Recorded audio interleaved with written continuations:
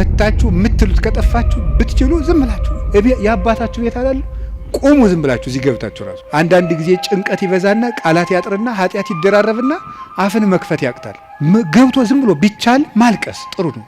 እግዚአብሔር ከሺህ ቃላት አንድ ዘላላ እንባን ይወዳል። እዚህ ገብቶ ማልቀስ እና እግዚአብሔር እውነተኛ ረዳቴ ነው። ወረት የሌለው ትናንት ረድቶ ዛሬ ችል የማይል አፍ ላይ የሌለው በሌላ ፍቅር የማይወሰድ ወዳጅ የማይለውጥ ስንለወጥ የማይለወጥ አባት እግዚአብሔር ነው። አሁን ዝም ብለህ መጥተህ እግዚአብሔር ሆይ ሳንል ዝም ብለን እንዲሁ ቆም ምብንል ይሰማል፣ ልብን ያዳምጣል። እግዚአብሔር 100 ኪሎ ሜትር የምድር ውስጥ ከተማ ቢሰራ አንድ ሰው አይድንም። እግዚአብሔር ፊት ከሆነ ግን መሃል ላይ እዚህ መሃል ከተማ ላይ ምንም አይሆንም። እግዚአብሔር ጸሎታችን አልሰማን ያለ የሚመስለን በካህናት ላይ ያላችሁ እምነት እየቀነሰ ስለመጣ ነው። እውነት ነው፣ እኛ ኃጢአት እንሰራለን። ግን ኃጢአታችን ለራሳችን ትታችሁት እናንተ በእግዚአብሔር ብታምኑ ትጠቀሙ ነበር። ግን ነውር ለቃሚ ሆናችኋል። ከዚያ የተነሳ አትጠቀሙ። አንድ ሰው ብዙ ቀን ክፉ ነገር አልደረሰበትም ማለት መጨረሻው ያምራል ማለት አይደለም። ጽዋው ሞልቶ እስኪፈስ እግዚአብሔር ሊታገስ ይችላል። ትዕግስቱን የፈጸመለትና ሰው በቸርነቱ መጠቅመጥ ያቃተውለት ግን የፍርዱን ጽዋ ይቀዳዋል። የእግዚአብሔር ፍቅር ሁኔታ የለውም ማለት ምን ማለት ነው? ጥሩ ሰው በሆንኩ ቀን የረዳኝ እግዚአብሔር በረከስኩ ቀን አይተወኝም። ስለዚህ እግዚአብሔር እውነተኛ ረዳት ነው። ሰው ግን ቀን የጣለለት ጥሎ ይሄዳል። እግዚአብሔር እውነተኛ ረዳት ነው። ሁሉ ነገር ሲያልቅ ብቻችን ስንቀር አብረውን የሚቆም እሱ። ፈሪ አትሁኑ፣ ጠንቋይ አትፍሩ። ውሸታም ነው ጠንቋይ፣ አትፍሩ። ምናልባት እደግምባችኋለሁ ምናምን ቢል ምንም አትፍሩ፣ አትደንግጡ። በእስራኤል ላይ ጥንቆላ በያዕቆብ ላይ ሟርት አይሰራም አይደለም ነው። የእግዚአብሔር ስም የጸና ግንብ ነው። እኔ ሁልጊዜ እናገራለሁ፣ የካህናት ስልጠና ስሰጥም እናገራለሁ። ምናልባት ድግምት የሚችል ሰው ካለ ጀግና እለዋለሁ ይድገምብኝ ብያውቃለሁ። አሁንም ይቻላል። እንደ ወንድ የሆነ ጀግና በዓለም አለ የተባለ ጠንቋይ ይድገምብኝ ብያውቃለሁ። ይኸው አሁንም የምትሰሙ ካላችሁ ድገሙብኝ።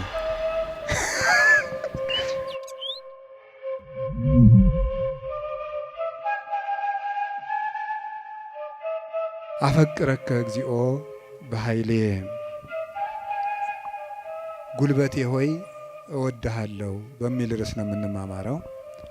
የቅዱስ ዳዊት መዝሙር 17 ቁጥር 1 ላይ የምናገኘው ኃይለ ቃል ነው።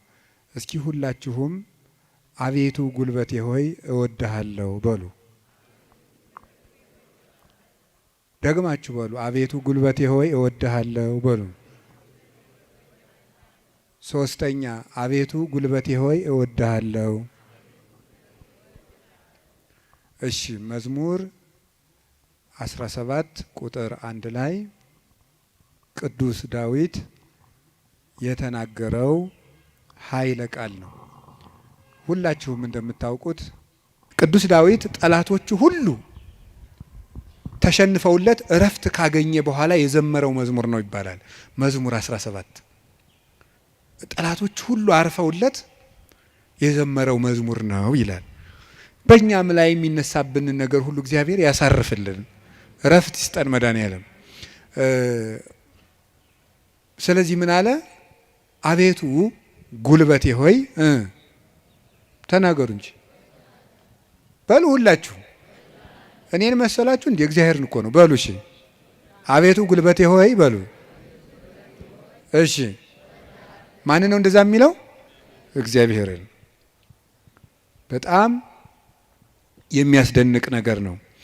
እኔ እንግዲህ 3-4 ነጥቦችን ልንገራችሁ። እግዚአብሔር ለምንድን ነው ጉልበት የሚባለው የሚለውን ለምነግራችሁ። አፈቅረክ እግዚኦ በኃይሌ ኃይልን ስላደረክልኝ አመሰግንሃለሁ ነው የሚለው። ኃይልን ስላደረክልኝ አመሰግንሃለሁ። ግዙ እንደዛ ብሎ ይፈታዋል አንድምታችን። አንድም ስላደረክልኝ ኃይል አመሰግንሃለሁ፣ አንድም ኃይልን የምታደርግልኝ ነህና አመሰግንሃለሁ። ያለፈውንም የሚመጣውንም እስካሁን ኃይልን ስላደረክልኝ አመሰግንሃለሁ፣ ነገም ኃይልን ስለምታደርግልኝ ቀድሜ አመሰግንሃለሁ። ሲናገር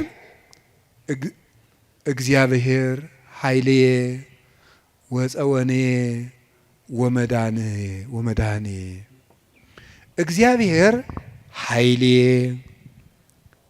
እግዚአብሔር መጠጊያዬ፣ እግዚአብሔር መድኃኒቴ ነው ይላል።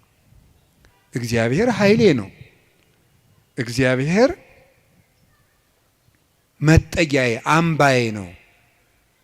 እግዚአብሔር መድኃኒቴ ነው። ሊቃውንት ሲፈቱት እግዚአብሔር ብዋጋ ማሸነፊያዬ ጋሻዬ፣ ብሸሽ መጠጊያዬ ነው ይላል።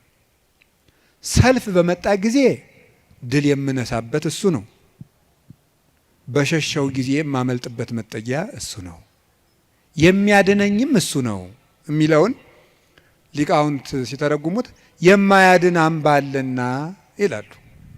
የማያድን አምባ አለና እግዚአብሔር ግን የሚያድን አምባ ነው ይላል። ብዙ ሰዎች የተጠጉበት አምባ ሁሉ አላዳናቸውም። አይታችሁ እንደሆነ ማለት ነው። እየሰማችሁ ነው? አዎ። የተጠጉበት አምባ ሁሉ አላዳናቸውም። እንዲያው ብዙ ሰዎችን ሰው ሲያሰቃዩ የነበሩ ነገስታትን ሁሉ አንዳንድ ጊዜ ነገስታትን፣ ኃያላን ሰዎች፣ ንፉግ ባለጸጎች እነዚያን ሁሉ ታሪክ እንደ ቁጭ ብዬ ሳስበው ብዙዎቹ ያ ነገራቸው እንዳጠፋቸው ነው የምታዩት። ጉድጓድ ውስጥ ከተማ ሰርተው የሚኖሩትን ሁሉ መርምሮ አውጥቶ አንጠልጥለው የሚገል ጥሎባቸዋል። ሁሉንም ማለት ነው። የማያድን አምባ አለና 100 ኪሎ ሜትር የምድር ውስጥ ከተማ ቢሰራ አንድ ሰው አይድንም።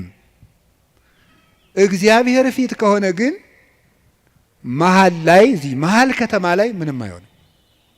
በህዝብ መሀል ተሰውሮ ምንም አይሆንም።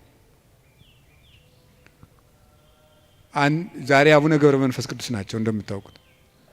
አቡነ ገብረ መንፈስ ቅዱስን አንዱ መነኩሴ ሂድና ጾም እንዲህ ያለ ቤተ ክርስቲያን ቅዳሴ ቀድሰን አሉት። አይ እንዴት አድርጎ ይሆናል? መነኩሴው በአብይ ጾም ከተማ ለከተማ እየዞረ ይሉኛል አሉ። ምእመናን ከባዶች ናቸው እኮ ለማማት አይደለም። እኔ ግን ምእመናን አንድ ነገር መናገር እፈልጋለሁ። እሱ ምንድን ነው? እኔ አሁን እግዚአብሔር ጸሎታችን አልሰማን ያለ የሚመስለን በካህናት ላይ ያላችሁ እምነት እየቀነሰ ስለመጣ ነው። እውነት ነው፣ እኛ ኃጢአት እንሰራለን። ግን ኃጢአታችን ለራሳችን ትታችሁት እናንተ በእግዚአብሔር ብታምኑ ትጠቀሙ ነበር። ግን ነውር ለቃሚ ሆናችኋል። ከዚያ የተነሳ አትጠቀሙ። እኔ አሁን ሰሞኑን አይቻለሁ። የሄድኩበት ሀገር ገብቶ ይቀድሳል፣ ቀድሶ ሲወጣ ሲጋራ እያጨሰን የሚሄድ ቄሱ። አሁን የኢትዮጵያ ካህናት ይሄን ብታየው አትሰቅሉንም? መሀል ከተማ ላይ አይ ጳጳስ ሲያጨስ ነው አይቻለሁ። ጳጳስ እያጨሰ ምን ትላላችሁ እስቲ? አሁን ጳጳሱ ሲጋራ እያጨሰ ቡል እኔ ጳጳሳት ያጭሱ የሚል አዋጅ አልናገሩም። እነሱም አይሰሙኝም ብል ራሱ እነሱም አይሰሙም። የኛ ጳጳሳት እኔ አያደርጉም አይሰሙም። ግን ማለት የፈለግኩት ሲጋራውን ቡል እያደረገ መጥተው እጁን ሳም አድርገው ይሄዳሉ ምእመናን። እኔ ባይኔ እኮ ነው ያየሁት። ትናንት ራሱ አይቻለሁ። ዛሬ ጠዋት ነው የገባሁት። እነሱ እንደዛ ነው የሚያደርጉት። እግዚአብሔር ጋር እንጂ ሰው ነውር ላይ አይደለም የሚንጠለጠሉት። ጉልበታችን መምጣት ያለበት ወደ እግዚአብሔር ነው። እንድንጠቀም መጠጊያ ማድረግ ያለብን እግዚአብሔርን ነው። የዘመን ጉዳይ እንጂ ማንም ሰው ከእግዚአብሔር ተለይቶ የተጠጋበት አምባ ሁሉ አይረባውም፣ አይጠቅመውም። ከእግዚአብሔር የተጠጋ ግን ይኸው ኤልዛቤልን ታውቋታላችሁ አይደለም? ናቡቴን እንደዚህ አድርጋ አስገድላ፣ እሷ ግን በግንብ የተሰራ ምርጥ ቤት በዘመኑ ድንጋይ ተወርሮ የማይፈነቅለው ቤት በሙሉ ሰርታ፣ ሰረገላ የማይገባበት ቤት ፈርሳ፣ በጦር የማይወጋ ቤት ሰርታ፣ ይገርማችኋል፣ ገለው አውጥተው በመስኮት ነው እንደውም ጎትተው የጣሏት። ደሟንም ውሻ ነው የላሰው። መጽሐፍ ቅዱስ ይናገራል። ይሄ የሚያድን አምባ እግዚአብሔር ነው።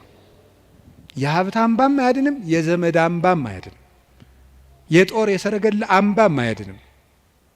አንድ ሰው ብዙ ቀን ክፉ ነገር አልደረሰበትም ማለት መጨረሻው ያምራል ማለት አይደለም። ጽዋው ሞልቶ እስኪፈስ እግዚአብሔር ሊታገስ ይችላል። ትዕግስቱን የፈጸመለትና ሰው በቸርነቱ መጠቅመጥ ያቃተውለት ግን የፍርዱን ጽዋ ይቀዳዋል። የሚያድን አምባ እግዚአብሔር ነው። እግዚአብሔር አምባዬ ነው፣ ተጠግቼ የማልፍበት የሚያድን አምባዬ እግዚአብሔር ነው። ዘመድም ስልጣንም ወገንም የጓደኛ ብዛትም መሳሪያም አያድንም። የሚያድነው እግዚአብሔር ነው። ለዚህ ነው ኃይሌ ወፀወኔ ብሎ ወመድኃኔ የጨመረበት። የሚያድን አምባዬ አምላኬ ረዳኤ ወቱ የከልቦቱ ፈጣሪዬ እውነተኛ ረዳቴ ነውና እታመንበታለሁ። እውነተኛ ረዳቴ ነው ብሏል። እውነተኛ ረዳቴ ነው ሲል እውነተኛ ረዳት ማለት ምን ማለት ነው? እውነተኛ ረዳት ለምሳሌ አሁን ሰው እንጀራ አብልቶ እያበላ ብር ሰጥቶ ብር የሰጠውን ሰውዬ ቪዲዮ ይቀርጻል። ልብስ አልብሶ ቪዲዮ ይቀርጻል። አሁን ደግሞ በእነዚያ ሰዎች ላይም አትፍረዱ። እንደዚህ ስላችሁ አንድ ሰውዬ ነበር ቅዱስ ዮሐንስ አፈወርቅን ሂዶ እንዲህ ያለው፣ መምህር ሆይ ምጽዋት መመጽወት እወዳለሁ፣ ስመመጸውት ደግሞ ስመሰገን ደስ ይለኛል። ስለዚህ ውዳሴ ከንቱ ካለበት ጽድቁ አይጠቅመኝም ማለት ነው። ምጽዋቱን ልተወው ትላለህ ወይስ እንዴት ታላድርግ አለው። ተወው አለው። አይ ምጽዋቱን ተወው ካልከኝ ማነው ውዳሴ ከንቱን ተወው ካልከኝ ምጽዋቱን ምተዋለሁ አለው። በል እንግዲህ ከነ ውዳሴ ከንቱ መጹት አለው።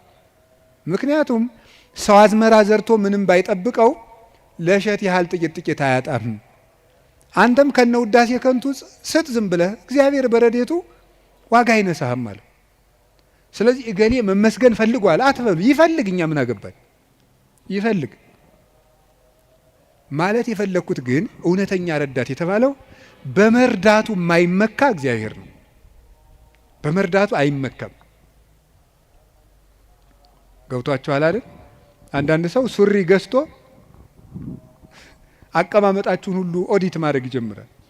ሱሪ ከገዛላችሁ አንተ ጭቃ ላይ ለምን ትቀመጥ የሚል ሱሪቱን እያየ ነው እሱ ስለገዛል ሊል ይችላል ነው። እኔ ያላየው እንደዛ የሚያደርግ ሰው አይቼ አላውቅም። እንደሱ ነው የምታደርገው የሚል ማለት ነው። በይፋ መከራ የሚያለ እውነት የሚመጻደቅ ኧረ እንረጋጋ።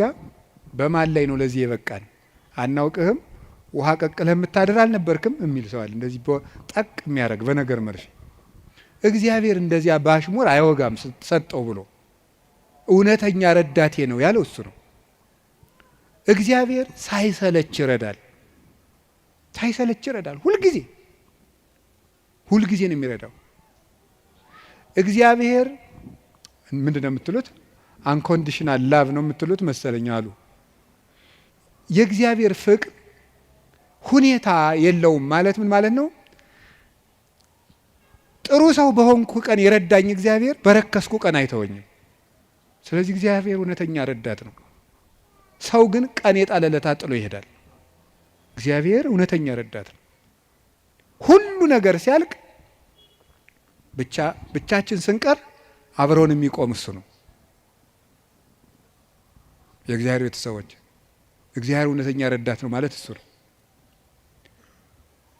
መርጦ አይረዳም። እግዚአብሔር አሽቃብጡልኝ አይልም። አሁን እኮ በጣም እኔ እንደው አንዳንድ ጊዜ ይገርማል።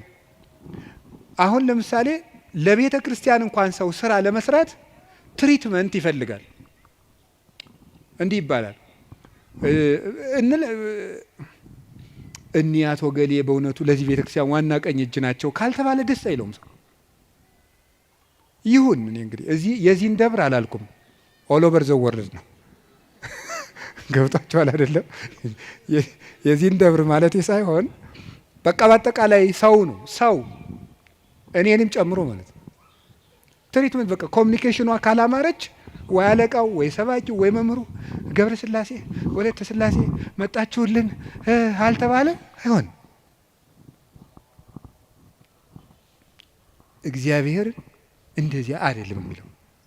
አሁን ዝም ብለህ መጥተህ እግዚአብሔር ሆይ ሳንል ዝም ብለን እንዲሁ ቆም ብንል ይሰማል፣ ልብን ያዳምጣል እግዚአብሔር። እለትሰምዑ ለሆሳሰ ልብ። ቆይ በኋላ የኔታ ይሉላቸዋል መላከ ገነት። እኔ በዚህ በጩኸቱ ዓለም ስለሌለውበት እሳቸው ይሉልናል። ይሄ መልካ ሕማማትና በጣም ደስ ይለኛል። ስለ ሥላሴ የሚነገር ነውና እለትሰምዑ ለሆሳሰ ልብ። ደስ ሲል ሥላሴ የልብን ሹክሹክታ የሚሰሙ የልብን አፍን አይተው ሳይሆን ነገር አሳምሮ ተናግሮ። እኛ እኮ ኮሚኒኬሽን ስኪል ተብሎ ኮርስ እየተሰጠን ነው። ሰው የሚወድልህ ወግ እንዴት አድርገህ ታዋጋለህ ነው ጨዋታው። መከራ አድርገህ ማዳመጥ አንዱ ስኪል ነው ምናምን። የሰዎችን ጥቅም አስቀድም፣ ምንትስ እንደዚህ በል፣ የቃላት ምርጫ ይኑርህ። እግዚአብሔር እንደዚያ ሳይል ጥሩ አድርገው ተናገሩ። ፍልስፍና ተምረዋል፣ ዲግሪ ያላቸው አነጋገር ይችላሉ። መግቢያው እንዴት ነው? ሀተታውሳ ኮንክሉዥኑ ጥሩ ነው አይልም። እግዚአብሔር ልብን ይሰማል። ልብን የሚሰማ እግዚአብሔር ነው። ሐና የሳሙኤል እናት ሐና ምንም እኮ ነገር አላለችም። በልቧ ነበር የምታተኮትኩ። እግዚአብሔር የልቧን ይሰማት። እግዚአብሔር የልቧን ይሰማት። ሌሎችም እና እግዚአብሔር ልብን ያያል፣ ሰው ፊትን ያያል የተባለ ለዚህ ነው።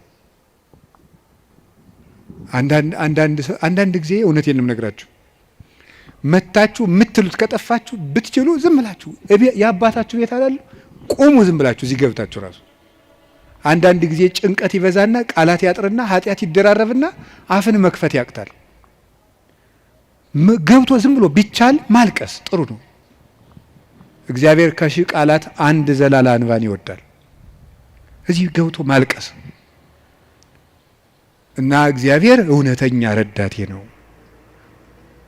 ወረት የሌለው ትናንት ረድቶ ዛሬ ችል የማይል አፍ ላይ የሌለው በሌላ ፍቅር የማይወሰድ ወዳጅ የማይለውጥ ስንለወጥ የማይለወጥ አባት እግዚአብሔር ነው። ደግሞ የማይደክመው የማይሰለች ለሁሉም ይበቃ አባት እግዚአብሔር ነው። እኔ ለምሳሌ አሁን እንዳንድ የቤተ ክርስቲያን መነኩሴ አሁን ለምሳሌ 3 ሰዎች ሊያነጋግሩ ቢፈልጉ 3 ሰዎች እንዳነጋገርኩ መሽቷል ደህና ደሩ ቤት። እግዚአብሔር ይሄን ሁሉ ሰው በአንድ ጊዜ ይሰማል። አዲያ እውነተኛ ረዳት አይደለም ነው። አንድን የቤተ ክርስቲያን አባት በጣም ትልቅ ሰው ቢሆን ሁል ጊዜ ከሌሊቱ 6 ሰዓት ብትደውሉበት አንተ ስራ የለህም ስራ አትይዝም በዚህ ሰዓት ይደወላል ሊሉ አይችሉም ይላሉ። እግዚአብሔር መንፈቀ ሌሊት ብንጠራው አለ። እግዚአብሔር ሊነጋ ሲል ብንጠራው አለ። እግዚአብሔር የትም ሆነን ብንጠራው አለ። ገደል ውስጥ ብንጠራው አለ። የረከሰ ቤት ውስጥ ሆነን ብንሰራው ምንድነው ሌሊት በምንጣፌ ላይ ሳለው ነፍሴ የወደደችውን ፈለግኩት ይላል መኃልየ ሰሎሞን ላይ። እና ይሄን ምንጣፍ የሚለውን ሊቃውንት ሲተረጉሙ ይላሉ በኃጢአት አልጋ ውስጥ ተዘፍቄ ሳለው ፈጣሪን አሰብኩት ነው። ውድቀት ውስጥ ሆነን ብንጠራው እግዚአብሔር ይሰማል። እግዚአብሔር እውነተኛ ረዳቴ ነው ያለው ለዚህ ነው። ምእመኔ ወቀርነ ሕይወቴ፣ የምታምንበት የሕይወቴ መመከቻ ቀንድ እግዚአብሔር ነው።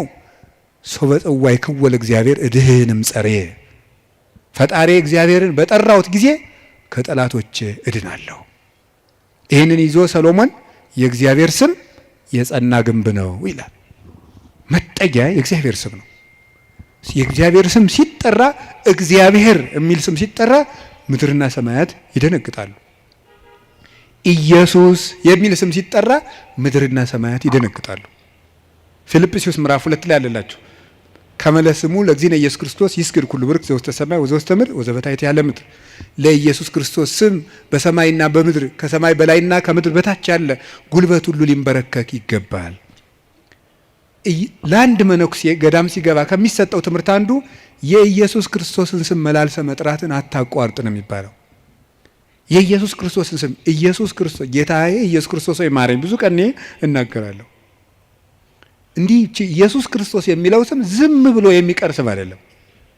ዲያብሎስ የሚፈራው ኢየሱስ የሚለውን ገና ሳይጨርሰው ቅዱስ እንጦንስ ነበር የከበቡት አጋንንት የተበተኑት። በገድለ ቅዱስ እንጦንስ እንደተጻፈ ክርስቶስ ኢየሱስ አማኑኤል እግዚአብሔር ብሎ መጥራት ዝም ብሎ አይደለም። በፍቅር ጥሩት፣ ጉልበት ይሆናቸዋል። ስለዚህ ጉልበቴ ሆይ እወድሃለሁ ያለው ከዚህ የተነሳ ነው። የእግዚአብሔርን ስም በጠራሁት ጊዜ ከጠላቶች እድናለሁ። ፈሪ አትሁኑ። ጠንቋይ አትፍሩ። ውሸታም ነው ጠንቋይ፣ አትፍሩ። ምናልባት እደግምባችኋለሁ ምናምን ቢል ምንም አትፍሩ። አሁን ይሄ ድሮማ ምን ያደርገ ይሄ ጠንቋዩ ሁሉ ጨው በቂጣ ቅቤና በርበሬ አንድ ላይ ሆኖ በገጠር በነገራችሁ ላይ ጨው የሚባል በርበሬ ነው እና በጣም ይገርማል። እና በጨው እንጀራ በላው ካልክ ሳልት አይደለም እንትን ነው በርበሬ ነው። እና በጨውና በቅቤ ተቀብቶ ቂጣ ያንን ያዞሩና አጋንንቱ ምናምን ብለው ደጋሞ ቱቱቱቱ ብለው መንገድ ላይ በቃ እያማተበ መብላት ቄስ ተማሪ ተመስገን እያለ በስመ አብ ወወልድ ወመንፈስ ቅዱስ ግጥም አድርጎ የሰይጣን እንጀራ የለውም። ማን አባቱ ነው ለሰይጣን እንጀራ የሰጠው? ይክርፋታም ድሃ ምንም የለውም ማምላክን። ሰይጣን ደግሞ የት አባቱ ነው እንጀራ ያለው? ደግሞ እሱ መቼ የቆፈረውን መቼ የፈጠረውን እንጀራ ነው። እንጀራን ለሰይጣን አትስጡ፣ ለምንም አትስጡ። አትደንግጡ። በእስራኤል ላይ ጥንቆላ በያዕቆብ ላይ ሟርት አይሰራም አይደለም ነው የእግዚአብሔር መጽሐፍ እንደዚህ ነው። የእግዚአብሔር ስም የጸና ግንብ ነው። እኔ ሁልጊዜ እናገራለሁ፣ የካህናት ስልጠና ስሰጥም እናገራለሁ። ምናልባት ድግምት የሚችል ሰው ካለ ጀግና ለዋለሁ ይድገምብኝ ብያውቃለሁ። አሁንም ይቻላል። እንደ ወንድ የሆነ ጀግና በዓለም አለ የተባለ ጠንቋይ ይድገምብኝ ብያውቃለሁ። ይኸው አሁንም የምትሰሙ ካላችሁ ድገሙብኝ። እኔ በጌታችን በመድኃኒታችን በኢየሱስ ክርስቶስ ስም ፍጹም አምናለሁ። ምግባሬ ከሰው ድሃ ልሆን እችላለሁ። በክርስቶስ ስም ግን ቀልድ የለም። ስሙን በስመ አብ ወወልድ ወመንፈስ ቅዱስ በጠራሁት ጊዜ ውዬ ባድር አንዳች እንደማይዞረኝ አምናለሁ። እውነቴን ልነግራችሁ። አሁን እኔ ሰው በጫማ ይደገምበታል በምናምን ይችላል። እኔ ጫማዬን ትቼው ነው የምመጣው፣ ውጭ ትቼው ነው የምገባ። መድገም ይቻላል። 4 ነጥብ። ምንም አልሆነም። እናቱ ድንግል ማርያም ለእኔ መጠጊያዬ ናት። በእናትነቷ ምንም ቢሆን ከእሷ አቅፍ እጠጋለሁ። እንደዛ ከሆነ ደግሞ ምንም ልሆን አልችልም። ስለዚህ አባ ጊዮርጊስ የተናገረው ሁልጊዜ የምወደው ቃል አለኝ። ለመኮነ ሰማይ መድሄ ወምድርኒ ማይረጸ እመተጣበቁ ለሐሪጾቴ ምንተ እንከ ይረስዩኒ ለማ አንቲ ምስሌ። ሰማይ መጅ ምድር ወፍጮ ሆነው አጣብቀው ቢፈጩኝ አንቺ ከኔ ጋር ከሆንሽ ምን እሆናለሁ? ኦግዝቴ ቅድስት ድንግል ማርያም ዘበብራይስጢ ማርያም፣ በብራይስጢ ማርያም የምትባይ እመቤቴ ቅድስት ድንግል ማርያም ሆይ ለመወልድኪ አፍቀረኒ መኑ ይጸልአኒ። ልጅሽ ከወደደኝ ማን ይጠላኛል?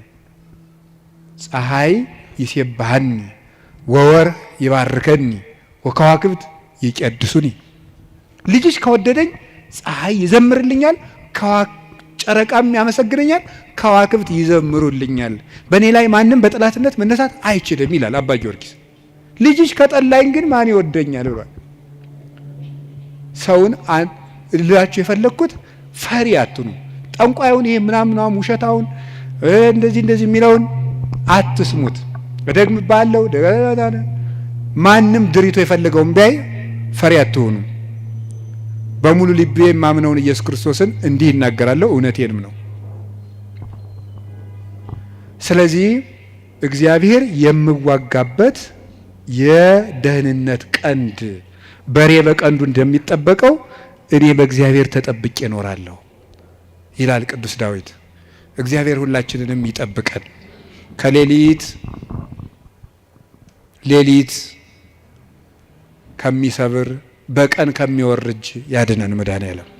ሁላችን በሰላም ወጥተን እንድንገባ ይፍቀድልን። ስለዚህ ጉልበቴ ሆይ በሉ እስኪ ምን አላችሁኝ?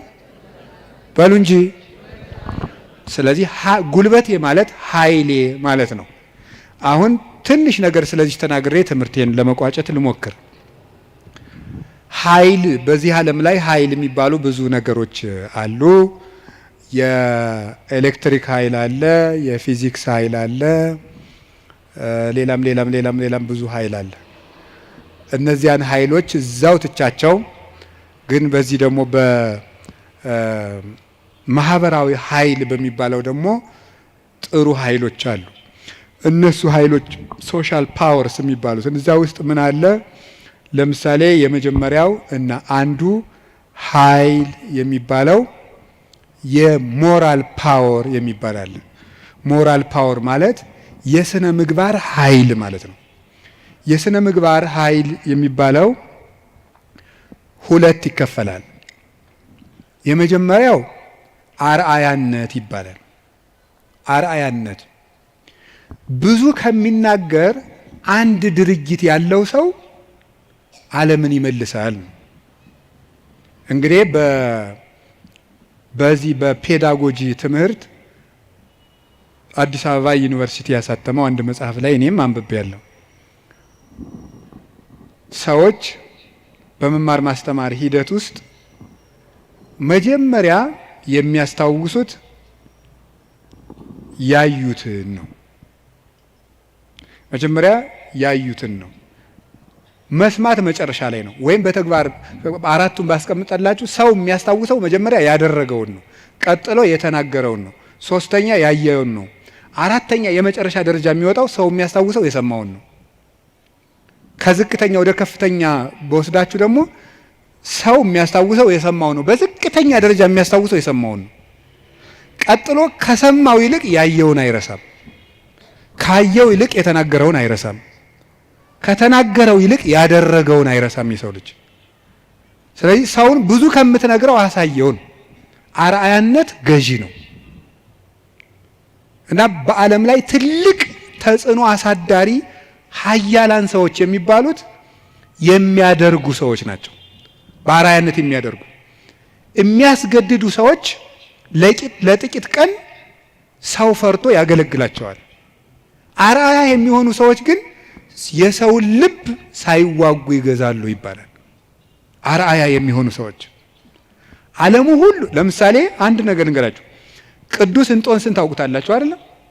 ቅዱስ እንጦንስ ግብጽ ሲገባ አንድ መነኩሴ ነው። አሁን በኢትዮጵያ ብቻ ስንት 2000-3000 ገዳማት አይኖርም? ኢትዮጵያ ብቻ ለምሳሌ እኔ የምኖርበት ገዳም ብቻ 300 መነኩሴ አለ። ስለዚህ ምን ማለት ነው ተመልከታችሁ። አንድ እንጦንስ አልተዋጋም። የፈላስፎች የንግግር ጥበብ የለውም። ስብከት አልሰበከም። በኑሮው ግን የግሪክ ፈላስፎችን ሁሉ ወደ በረሃ እየጠራ መነኩሴ ያደረጋቸው። የአርአያነት ኃይል ከንግግር ኃይልም ከጦርነት ኃይልም ይበልጣል ይባላል። በዛውም እንግዲህ ቢሮ የምትሰሩ ሰዎች ካላችሁ ሰውን ከምትቀጡት ይልቅ አርአያ ብትሆኑት ሰው ሁሉ ይገዛላችኋል ነው። ሰዓት የማታከብሪ ወዮልሽ፣ ሰዓት የማታከብር ወዮልህ ከማለት እርስዎ ሰዓት ቢያከብሩ ሰው ሁሉ ሰዓት ያከብራል እንደ ማለት ያለ ነው። አንድ ሁለተኛ ደግሞ ሪኒዋል ፓወር የሚባለው የመታደስ ኃይል ነው፣ ወይም የንስሐ ኃይል ነው። ኃይል የሚባለው ንስሐ ገብቶ የመለወጥ ኃይል። ከክፋት የተመለሱ ሰዎች በዓለም ላይ ተጽዕኖ የማሳደር ኃይል አላቸው። ለምሳሌ ቅዱስ ጳውሎስ ምንድን ነው የሚለው?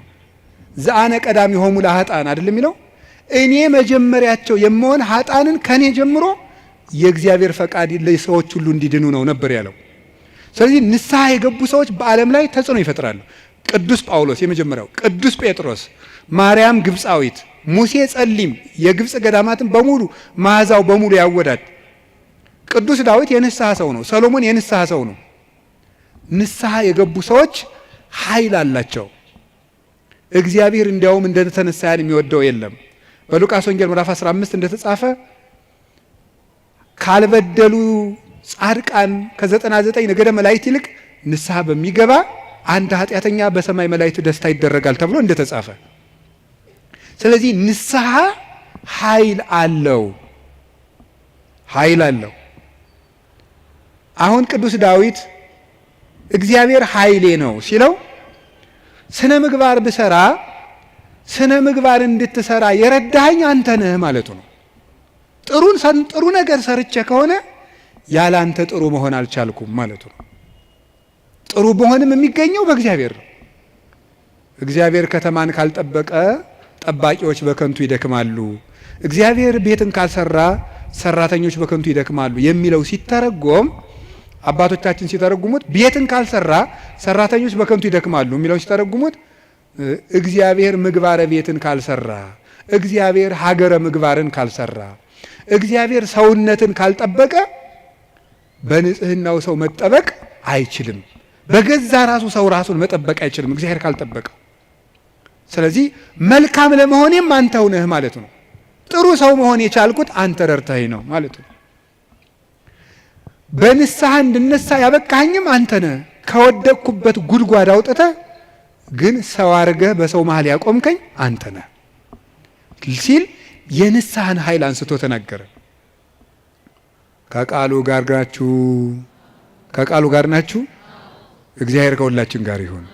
ብዙ ንስሐ የገቡ ኃጥአን እንግዲህ የዮሐንስ ወንጌል ምዕራፍ 12 ላይ ያቺ ሽቶ የቀባችው ሴት አለች አይደለም? የሽቶው መዓዛ ቤቱን ሞላው ይላል። በጣም ሁልጊዜ ዓይኔን የሚስበኝ ንባብ ነው። የሽቶው መዓዛ ቤቱን ሞላ አይደለም? ሊቃውንት ሲተረጉሙት ቤት የተባለች ቤተ ክርስቲያን ናት። ክርስቶስ ያለበት ቤት ቤተ ክርስቲያን ናት። ክርስቶስ ያለበትን ቤት ያቺ ሴት ያመጣችው ሽቱ ሞላው ማለት ምን ማለት ይመስላችኋል? የአንዲት ንስሐ የገባች ነፍስ ዝናዋ፣ ስነ ምግባሯ ቤተ ክርስቲያንን ሞላ። አሳዳጁን ጳውሎስ አይደለም እንዴ ተነስተን ቅዳሴ ላይ ቅዱስ ሐዋርያ ጳውሎስ ሰናየ መልእክት ፈዋሲ ዱያን ዘነሳይከ አክሊለ ሰአል ወጸሊ በእንቲአነ ያድኅን ነፍሳተነ በብዛ ሳህሉ ወምሕረቱ በእንተ ስሙ ቅዱስ የሚባለው እኮ አሳዳጁ ጳውሎስ ነው። የዚያች ሴት ሽቶ ቤቱን ሞላው ማለት ንስሐ የገባች ነፍስ መዓዛ ቤተ ክርስቲያንን ይሞላል። ተዘከረነ ሳይባል ቅዳሴ ተቀድሶ ያውቃል? ሰምታችኋል? ይቀደሳል ነው አትሰሙ? ተዘከረነ ሳይባል ቅዳሴ ያልቃል? ስለዚህ የዚህ ወንበዴ መዓዛ ቤተ ክርስቲያንን አልሞላትም? ሞልቷታል፣ ሞልቷታል። በቀኝ በከመ ተዘከርኮ ለፈያታዊ ዘየማን በቀኝ የተሰቀለውን ወንበዴ እንዳሰብከው እኔንም አስበኝ። ሁልጊዜ የዚህ ወንበዴ መዓዛ ቤተ ክርስቲያንን ሞላት ክርስቶስን ስለለበሰ። አዲያ ወንበዴን መልሶ በቤተ ክርስቲያን ዓመት ሙሉ ስሙ እንዲጠራ ላደረገ አምላክ አቤቱ ጉልበቴ ሆይ ንገሩኝ እወድሃለሁ መባል ይገባዋል። የኃጢአትን ሸክም ፈንቅዬ ወጥቼ በፊትህ እንድቆም ያደረከኝ አምላኬ ሆይ ጉልበቴ ሆይ እወድሃለሁ። የእግዚአብሔር ቤተሰቦች ያለ እግዚአብሔር ጉልበት ካለንበት ኃጢአትን መውጣት አንችልም። አንዳንድ ጊዜ ሰይጣን ምን ሊለን ይችላል? አይ እንዲሆኜ ረክሼ ቤተክርስቲያን አልሄድም፣ እንዲሆኜ ረክሼ የጸሎት መጽሐፌን አልነካውም፣ እንዲህ ባረኩበት እጄ እንዲህ በልኮ እንዴ ይገርማቸዋል እኮ ጸሎተኛ ለመሆን ምን ያስፈልጋል ቢሏቸው አንድ አባት መጸለይ አሏቸው አሉ። ጸሎተኛ ለመሆን መፍትሄው ምንድን ነው? ንገሩኝ እንጂ መጸለይ ነው። ወደ እግዚአብሔር ቤት ለመምጣት መፍትሄው ምንድን ነው? ወደ እግዚአብሔር ቤት መምጣት በሉ እንጂ ንገሩኝ እንጂ ወደ እግዚአብሔር ቤት ለመምጣት መፍትሄው ምንድን ነው? ጥሩ ሰው ለመሆን መፍትሄው ምንድን ነው? ከነ ክፋታችን መምጣት። ምክንያቱሳ የዮሐንስ ወንጌል ምዕራፍ 7 ላይ ጌታ ምን ብሎ ነግሮናል? እኔ ውሃ ነኝ። እስኪ ውሃ በሉ። የተጠማ ቢኖር ወደ እኔ ይምጣ ሲል እኔ ምንድን ነኝ ማለቱ ነው። ስለዚህ ወደ ወንዝ የሚሄድ ንጹህ ሰው ነው ያደፈ ሰው ነው? ንገሩኝ። ያደፈ ሰው ነው። እንዲያውም ካደፍን ነው ቤተክርስቲያን መምጣት ያለብን። ልንነጻ ነው የምንመጣው። ውሃ የሚቀዳ የተጠማ ሰው ነው? የጠጥቶ የጨረሰ ሰው ነው? የተጠማ ሰው። እንግዲያውስ ክርስቶስ ለእኛ ለተጠማ ነው ያስፈልገናል። ለደረቀ ዛፍ ውሃ እንደምናጠጣው እንዳይደርቅ እንደምናጠጣው ደረቅ ለሆነችው በረሃ ለሆነችው ነፍሳችን የሕይወት ውሃ ክርስቶስ ያስፈልገናል። ፍሬ ቢስ ለሆነው ቅጠል ብቻ ለሆነው ሰውነታችን የሕይወት ውሃ ክርስቶስ ያስፈልገናል። መምጣት የሚያስፈልገን ለኛ ነው። ጉልበቴ ሆይ እወድሃለሁ ምንለው በእግዚአብሔር ጉልበት እንጂ ሰው በጥረቱ ብቻ ከኃጢአት ሊወጣ አይችልም። ምእመናን እንደዛ ነው የምነግራችሁ። ክርስቶስ ካልጠራን በቀር እውርነታችን አይለቀንም። ማርያም መግደላዊት እኮ ጥርጥሩ እንደያዛት እንደው አትክልተኞች ወስደውት ይሆን እያለች በኋላዋ ማርያም ብሎ ድምፁን ሲያሰማት ነው ፊቷ የበራላት። መድኃኔዓለም ሲጠራን ነው ልባችን የሚበራው። እንዲጠራን ደግሞ ሁልጊዜ መምጣት አለብን። እሱ ጉልበት ሲወጣን ነው የሚወጣው። ቅዱስ ጴጥሮስ ወደ ውሃው ሲሰጥም አቤቱ እንዳልሰጥም አድነኝ አለው። ጌታ እጁን ሲልክለት ምዝዝ ብሎ ወጣ። ካለንበት ጉድጓድ የምንወጣው እግዚአብሔር ጉልበት ሲሆነን ነው። ጉልበቴ ሆይ እወድሃለሁ የምንለው ከዚህ የተነሳ ነው። የእውቀት ኃይል የሚባል አለ። እስቲ የእውቀት ኃይል በሉ ንገሩኝ እንጂ። ስለዚህ ቅድስና ለሰሩት ለእነ አቡነ ገብረ መንፈስ ቅዱስ ጉልበታቸው ማን ነው? ንገሩኝ እንጂ። አቤት አቡነ ገብረ መንፈስ ቅዱስ 562 ዓመት ምግብ ሳይበሉ ኖረዋል። ውሃ ሳይጠጡ ኖረዋል። እግዚአብሔር አስችሏቸው ነው። ምንም ሳይበድሉ እንደ መልአክ ንጹሕ አእምሮ ነበራቸው እሳቸው። ስለዚህ ምን ብለው ይዘምራሉ? አቤቱ ጉልበቴ ሆይ። ደግሞ እኔና እናንተን የመሰሉ ሀጣንም ደግሞ አሉ። ማርያም ግብፃዊት አለች። ኢየሩሳሌም ስትሄድ በግብፅ አመንዝራ ኢየሩሳሌም ስትሄድ ደግሞ የምታመነዝርባቸው ወንዶች ልታገኝ ነው ሄደችው። ሰዎች ኢየሩሳሌም ሊሳለሙ ሲሄዱ መርከቡ ውስጥ መሳፈሪያ ሳንቲም አልያዝኩም፣ ክፈይ አልከፍልም፣ እኔ ከፍላለሁ እንዴ ከፈለክ ከኔ ጋር ተኛ እያለች ሰውነቷን ለመርከብ ዋጋ የምትሸጥ ሰው ነበረች። እሷ ሰው ሁሉ ወደ መቅደሱ ሲገባ ደጅ ላይ ያለ ስዕል ግን እሷን ይገፋት ጀመር በኃይል። ቆማ ስታለቅስ የእመቤታችን ስዕል አየቻት። ወደ መሐሪው ልጅሽ ንገሪልኝ አለች። ከዚያ በኋላ እንድትገባ ተፈቀደላት። ወደ ዮርዳኖስ ማዶ ሂጂ፣ በዚያም ለነፍስሽ ረፍት ታገኛለሽ አለ። ሄደች። ቤተ መቅደስ ውስጥ ቤተ ክርስቲያን ለመግባት ቅጥሩን ለመግባት ጉልበት ያልነበራት ግብፃዊቷ ዘማዊቷ ማርያም ክርስቶስ በምሕረት እጁ ከነካት በኋላ ግን ምን ሆነ? ቅዱስ ዞሲማስ ሲሄድ ከመሬት አንድ ክንድ ቆማ ስትጸልይ ነው ያገኛት። እንደዚች ያለችው ሀጣንም አቤቱ ጉልበቴ ሆይ እወድሃለሁ። አገርን ከማሸነፍ ልማድን ማሸነፍ ይበልጣል። ክፋትን ቆርጦ መጣል ከባድ ነው። ሰንሰለትስ ወይ ቆርጠው ይጥሉታል፣ ወይ ፈልቅቀው ይጥሉታል፣ ወይም ደግሞ ያሰሩ ሰዎች ተመልሰው በሌላ ቀን ይፈቱታል። የኃጢአት ሰንሰለትን ግን እግዚአብሔር ካረዳን መፍታት አይቻልም። እና ለዚህ ነው ቅዱስ ዳዊት ጉልበቴ ሆይ እወድሃለሁ ያለው። ለንስሐም ጉልበታችን እግዚአብሔር ነው፣ ለንጽህናም ጉልበታችን እግዚአብሔር ነው፣ ለእውቀትም ጉልበት እግዚአብሔር ነው። የእውቀት ኃይል የሚባለው እሱ ነው። እውቀት ባዶውን ሲነገር ኃይል የለውም። አንዳንድ ጊዜ ይህንን እኔም አስባለሁ። እውነት ለመናገር መቼስ ተያይዘን ከምንጠፋ አንዳችን ተናጋሪ አንዳችን ሰሚያን እንተጋገዝ ተብሎ ነው እንጂ እውነት ለመናገር እኔን የመሰለ ሰው እዚህ ቆሞ መስበክ አልነበረበትም። መስበክ ያለባቸው እንደነ ቅዱስ ዮሐንስ አፈወርቅ ያሉ ቅዱሳን መምህራን ነበሩ። ፍጹም አባት ነበር መስበክ የነበረበት። ቅዱስ ባስልዮስ ዘቂሳርያ ሲያስተምር ካንደበቱ የሚወጣው የእግዚአብሔር ቃል እንደ እሳት ላንቃ እየተቆረጠ በምእመናን ትከሻ ላይ ሲያርፍ ይታይ ነበር ይላል። ቃሉ ከመነገሩ የሰሚዎቹ መለወጥ ይቀድማል። ይሄ የእውቀት ኃይል ነው። እውቀት ኃይል የሚያገኘው አብዝተው ስላጠኑት ብቻ ሳይሆን እግዚአብሔር አብሮ ሲቆም ነው። እና እውነቴን ልንገራችሁ፣ አብዝታችሁ ጸልዩልን፣ ቆመን እንዳናበላሽ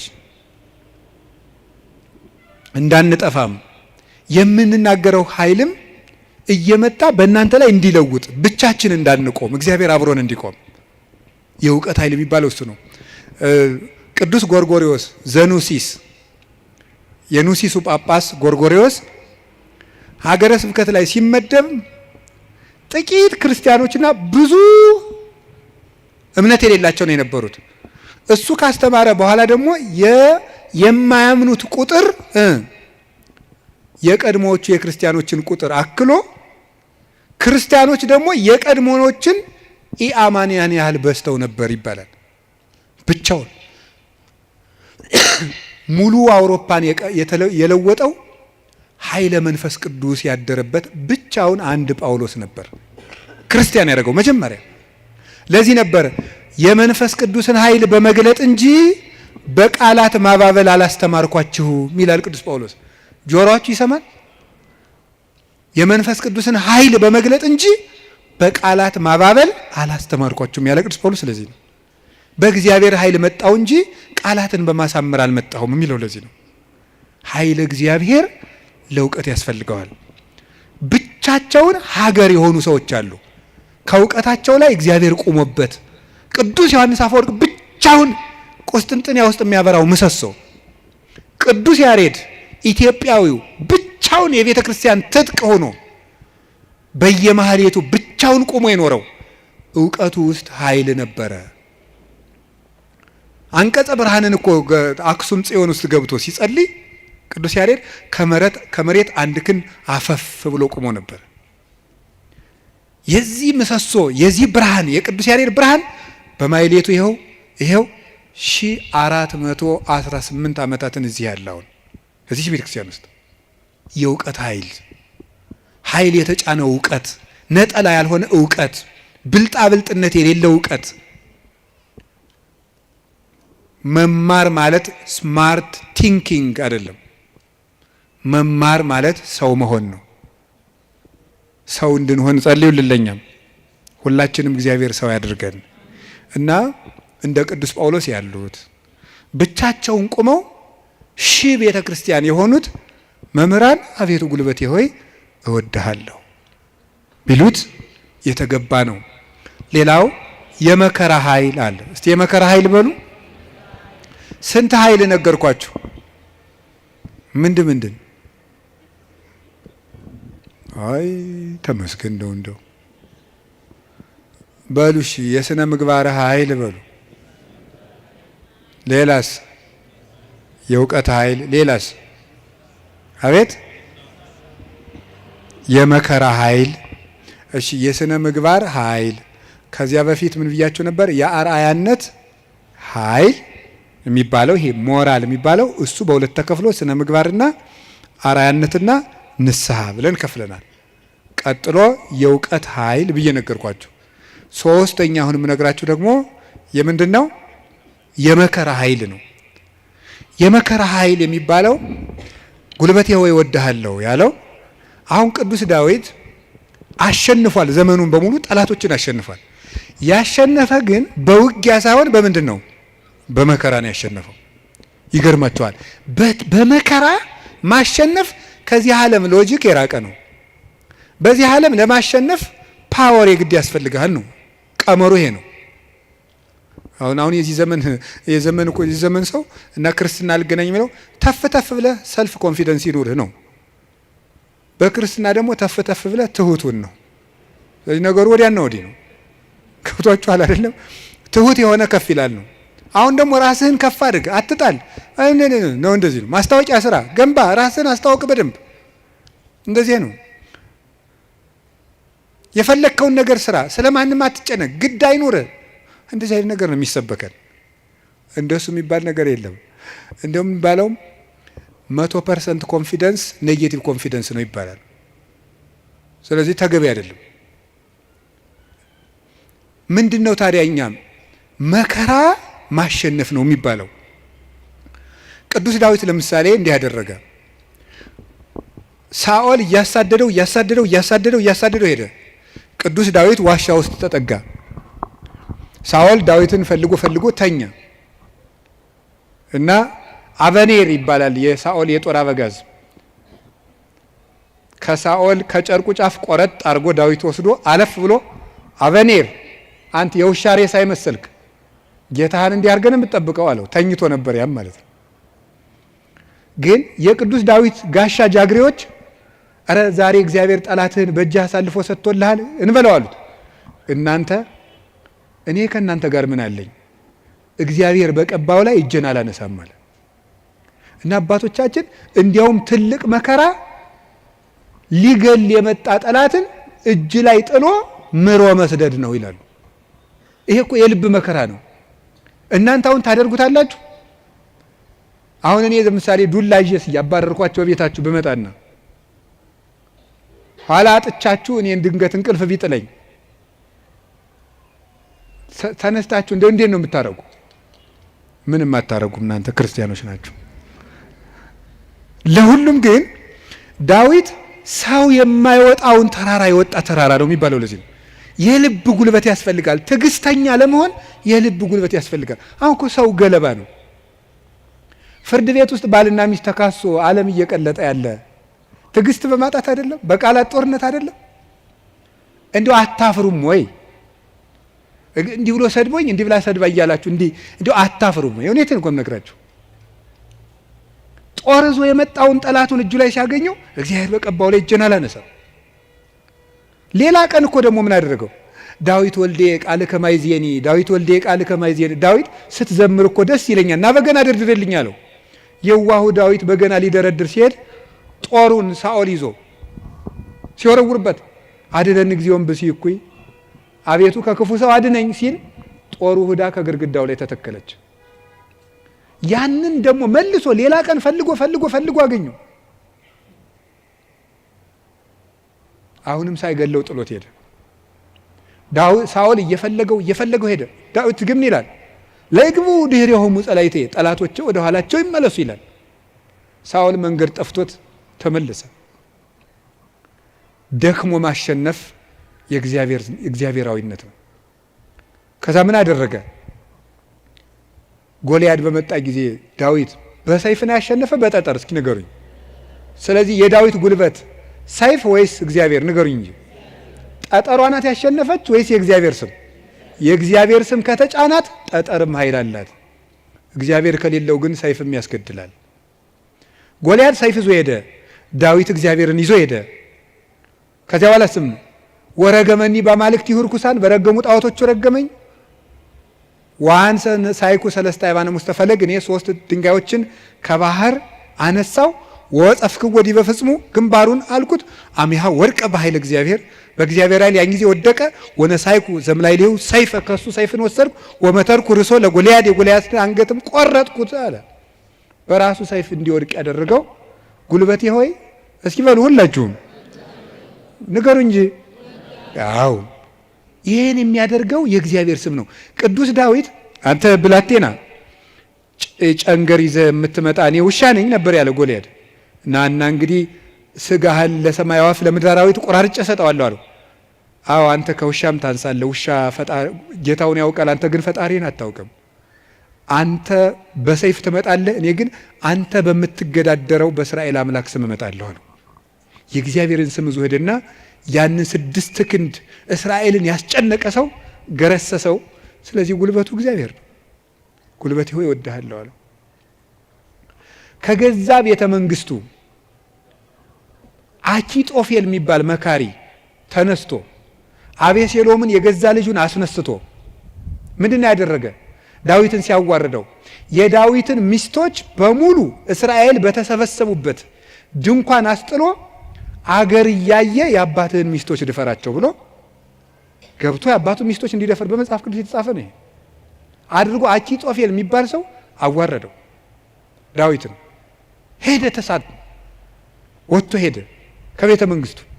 ዳዊት ኃያል እኮ ነው። ስሙ ሲጠራ እኮ ሽም ይደነግጥለት ነው። ኃያላን የጦር መሪዎች አሉት። ግን ምንድነው ያደረገ? እግዚኦ ሚበዙ ለይሳቅዩን ብዙሃን ቆሙ ላይ ሊ ብዙሃን ይቤልዋ ለነፍሴ እያድህነኪ አምላክኪ አንተስ እግዚኦ ምስካዬ አንተ። አቤቱ የሚያስጨንቁኝ ምንኛ በዙ፣ ብዙዎች በእኔ ላይ በጠላትነት ቁመዋል፣ ሰውነቴንም የሚያድንሽ የለም ይሏታል። አቤቱ አንተ ግን መጠጊያዬ ነህ፣ ከራሴ ላይ በላይ ያለ ዘውድም አንተ ነህ እያለ በልቡ ተንበልብሎ ካሸዋ ላይ ወድቆ ያለቅስ ነበር። የዚያ ጊዜ አኪጦፌል ይገርማችኋል፣ አገሩ ገብቶ ዳዊት ከተመለሰ አይምረኝም ብሎ በገዛ እጁ ታንቆ ሞተ። ዳዊት አኪጦፌል እንዲህ ብሎ ሲመክር ማዶ ላይ ደግሞ በመጽሐፈ ሳሙኤል እንደተጻፈው ማዶ ሄዶ ዮርዳኖስን ሸገር ብሎ በቀትር እግዚኦ እልዋ ለምክረ አኪጦፌል፣ አቤቱ ጌታዬ የአኪጦፌልን ምክር አፍርስበት ይላል። በዳዊት ሞት እየተመከረ ዳዊት ምን ያደርጋል? አቤቱ የአኪጦፌልን ምክር አፍርስበት ይላል። የመከረበትን ሰውዬ ሄዶ እንዳያስረው ተሰዷል። ጉልበት የለውም ዳዊት፣ ሰራዊት አልቆበታል። ስለዚህ ምን አደረገ? አንድ ጉልበት አለው፣ እግዚአብሔር ነዋ። የአኪጦፌልን ምክር አፍርስበት አለው። አኪጦፌል ምን አደረገ? መላው አእላፈ እስራኤል ሰብስብ፣ የዳዊትን ሚስቶች በአደባባይ አስነውራቸው። የዚያን ጊዜ ዳዊት እንደተዋረደ ቀን እንደጣለው የእስራኤል ሰዎች ያውቃሉ። ያን ጊዜ ዳዊትን ተከትለን ሂደን እንግደለዋል፣ የአባትህን አንገትም ቆርጫ እመጣልሃለሁ ብሎ መከረ። እንዲህ ብሎ ሲመክር ዳዊት ምን አለ? አቤቱ የአኪጦፌልን ምክር አፍርስበት ሲል ምን አለ መሰላችሁ? እግዚአብሔር በጠላቱ በአቤሴሎም ላይ የምክር ጥርጥር አሳደረ። አይ የአንድ ሰው ምክር አይመቃም፣ ሌላ ሰው ምክርን ጨምር የተባለ አለና የዳዊት የቀድሞ አማካሪ የነበረ ኩሲ የሚባል ሰው ነበረ። ሽማግሌውን ኩሲንም እስኪ እንጠይቀው አለው። ኩሲ እንደምን አለ? ደህና ነኝ። ምን ነው ቀድሞ ስታማክረው የነበረው ዳዊት ሲሰደድ እዚህ ቀረ? እኔ ምን ጊዜ የማማክር እግዚአብሔር የቀባውን አለው። ውስጡ ቅኔ ነው። ቅኔው ምንድን ነው? አሁንም እኮ የማን አማካሪ ነኝ እያለው ነው። አንተንማ እግዚአብሔር አልቀባም እያለው ነው። አሁንም የእሱ ነኝ እያለው ነው። ለእሱ ግን የመሰለው ምን እያለው ነው? አንተን ከሾመ ያንተ አማካሪ ሆናለሁ እያለው መስሎታል። እሳ ምን አደረገው? አኪጦፌል ምን ብሎ መከረ? አኪጦፌል እንዲህ ብሎ መክሯል። አንተ ምን ትላለህ? አኪጦፌል ቶሎ ብለን ዳዊትን እንግደለው አለ። አንተሳ ምን ትላለህ አለው። ዳዊት ምን እያለ ነው? አቤቱ የአኪጦፌልን ምክር ተናገሩ እንጂ አፍርስበት በሉ እንጂ እያለ ያለቅሳል። ኩሲ መጣና ምን አደረገ? አይ ይቺ ምክር አንዲት ናት፣ አንድ ምክርማ አይረባም፣ ከገሌ ምክር የገሌ ምክር ይሻላል ተብሎ የቤተ መንግስት ምክር የአንዱ ምክር ተመርጦ ነው እንጂ የአንድ ሰው ምክርማ አይረባም። ስለዚህ ምክር ይመከር፣ ቆይ ውለን እንደር። አባትህ ዳዊትን ታውቀዋለህ፣ ኃያል ነው። እነ አበጋዞቹ እነ ኢዮአብም ኃያላን ናቸው። አሁን ሂደን ይፍጀን እንዴ? ነገር ግን መላው አእላፈ እስራኤል ገና ይሰብሰቡ፣ ምክርም አበርክተን እንምከር። ከዚያ በኋላ ህዝቡን ከሰበሰብን በኋላ ዳዊትን ከተራራ ላይ ያገኘነው እንደሆነ አውርደን ከውሃው እንመጠብጠዋለን፣ ሜዳ ላይ ያገኘነው እንደሆነ እንደ በረዶ እንወርድበታለን። ይሄ ነው እንጂ አሁንም ሂደን እንፈጅ ብለህ ነው አለው። እሺ እንግዲያስ ያንተ ምክር ይሻላል አለው። በጎን ምን አደረገ? ኩሲ ዳዊትን በዚህ ባጠገብ አትደር፣ ዮርዳኖስን ተሻገር፣ ሊገልህ ሊመጣ ነው አለው። ዳዊት ይህን ሰምቶ ተሻግሮ ሄደ። ከዚህ በኋላ ምን አደረገ? ተሻግሮ ከሄደም በኋላ አቤሴሎም እሱ አባቱን ተከትሎ ሊገል በሰረገላ ሆኖ በጫካው ውስጥ እያሰገረ ፈረስ ሲሄድ ጸጉሩን አሳድጎ ስለነበረ ጸጉሩ ከዛፍ ላይ ተንጠለጠለና ሞተ። ዳዊት ግን ፈረስ ላይ አልወጣ፣ ምክር አላማከረ። አቤቱ የአኪጦፌልን ምክር አፍርስበት እንዳለ የክፎችን ምክር አፍርሶ ዳዊትን ስለታደገው አቤቱ ጉልበቴ ሆይ ሙሉት እናንተ እወድሃለሁ ያለው ስለዚህ ነው። እግዚአብሔርን መውደድ እንዲህ ያለ ጉልበት ይሰጣል። ሲሰድበው እንኳን ሳሚ ወልደ ጌራ የሚባል አንተ የውሻ ሬሳ ሳይመስልክ መቼም ሰው የዚህ ዘመንም ሰው እንኳን እንደዛ ሳይመስል አይቀርም። አሽቃባጭነት ይበዛዋል። ማለት ምን ማለት ነው? ሁላችሁንም አይደለም፣ እነማንም እንደሆነም አላውቅም። ዞሮ ዞሮ ግን ባለስልጣንን ሲሻር መሳደብ እናውቅበታለን ነው ለማለት የፈለግኩት። ሲሾም ትንፍሽ የለም፣ ሲሻር ስለ አፄ ኃይለ ሥላሴ ነውር የሚወራው በደርግ ዘመን ነው። ስለ ደርግ ዘመን የሚወራው ቀጥሎ ባለው ነው። ቀጥሎ ስላለው የሚወራው ቀጥሎ ባለው ነው። ነገ ደግሞ የሚወራው ምን እንደሆነ ያላውቅም። ስለዚህ ልላችሁ የፈለግኩት ምንድን ነው? ቀን ሲጥለው ጎበዝ ሰውን የተሾመም ቢሻር ያጣም ቢያገኝ ከእውነት ጋር ቁሙ እንጂ ሰውን ቀንጥሎታል ብላችሁ አትሾም። እንዲሁ ለስጋም ተመልሶ ሊመጣ ይችላል። አጉል ነው፣ ተመልሶ ሊሾም ይችላል። ለነፍስ ግን ሰውን ቀን ጥላው ምን ይላል ሰሎሞን? ቀን የሚያመጣውን አታውቅምና በጠላት ውድቀት ደስ አይበልህ ይላል። ስለዚህ ሳሚ የሚባለው አንተ የውሻ ሬሳ የመሰልክ ጭንጋፍ አለው ዳዊትን ያህል ጌታ ያን ከፍ ያለ ሰማይ እነ አቢሳ የሚባለው የእህቱ ልጅ ይሄ የውሻ ሬሳ የመሰለ አንገቱን ልቁረጠው አለ። ተው እግዚአብሔር ሰደበው ብሎት ነው አለው። እግዚአብሔር ሰደበው ብሎት ነው። ይሄ ስድብ የሚያመጣውን ዋጋ አታውቅም አለው። ዳዊትም ጠላቶቹ ሁሉ ጠፍተው መልሰው ዘመኑ ተመልሶለት ቤተ መንግስቱ ገብቶ ፈጣሪውን አገልግሎ ዘመነ ቅዱሳንን ተጉዞ የእግዚአብሔርን እረፍት አረፈ። አቤቱ ጉልበቴ ሆይ እወድሃለሁ ያለው ደካማ እንባው ጦር የተሸከሙ ጠላቶቹን ድል ስነሳችለት ነው። አሁንም ጉልበት እግዚአብሔር ጉልበታችን ነው ማለት ባጭር ቃል ለመጠቅለል አንድ እግዚአብሔር ጉልበታችን ነው ማለት ከኛ ዕውቀት ውጭ የሆነ ነገርን እግዚአብሔር ያደርግልናል። አንድ ከኛ ዕውቀት ውጭ የሆነ ነገር ነው። ለምሳሌ አንድ ሰው ትዝ ይለኛል እናቱ ታመው እንደ የሰማህ እንደሆነ እንዳትቀየመኝ አደራን ጸበል ይጠመቁ ስንለው በጣም የተማረ ሰው ነው። በጣም ቆይ ጸበሉን የውሃው አይነት ከደማቸው ጋር ማች እንደማድረግና ለማድረጉን መመርመር አለብን። ትንሽ ፈገግ ያሰኛል እና ይሄ ፈጽሞ አሁን አንዳንድም የከተማ እናቶች ሊቃጣቸው ጀምሮ ነበር አሉት። ክርስትና ሲያስነሱ ውሃ በፌርሙዝ አሙቀው አምጥተው በዚህ አጥመቁልኝ። ይሄ ቀልድ ይመስላል በእውነቱ ማለት ነው። እና ቆይ ክርስትና ሲነሳ ልጄን ይበርደዋል ብላችሁ ታስባላችሁ? እናቶች እንደዛ ካሰባችሁ ሞታችኋል በሉት። ሰውም አይደላችሁ። ክርስቶስን እየለበሰ እኮ ነው። እንዴት ይበርደዋል? ሰው ሲጠመቅ ክርስቶስን ነው የሚለብሰው። ገላትያ ምዕራፍ 3 ላይ ያለ የተጠመቃችሁ ሁሉ ክርስቶስን ለብሳችሁታል ማለት ነው። እና አንዳንድ ጊዜ ዕውቀታችን ጣልቃ ይገባና እቺ ዲግሪ ላይ አንዳንድ የተጠራቀመች ነገር ትረብሻለች፣ እምነትን ትረብሻለች። እሱን ተውትና እግዚአብሔር ከእውቀት በላይ ይሰራል። እስኪ በሉ ሁላችሁ ከምን በላይ ይሰራል? ከእውቀት በላይ ይሰራል። ከኛ አቅም በላይ ያለው በእግዚአብሔር ይከናወናል። አቤቱ ጉልበቴ እወድሃለሁ የተባለው እሱ ነው። አንደኛ መጠጊያ ማለት ነው። ሁለተኛ እግዚአብሔር ከኔ አቅም በላይ የሆነውን ከተፈጥሮ ሕግ በላይ የሆነውን ነገር እሱ ይፈጽመዋል። ሶስተኛ ደግሞ የማረባ ሰው በሆንም እንኳን እግዚአብሔር እጁ ከያዘኝ ግን ትልቅ ሰው እሆናለሁ ማለት ነው።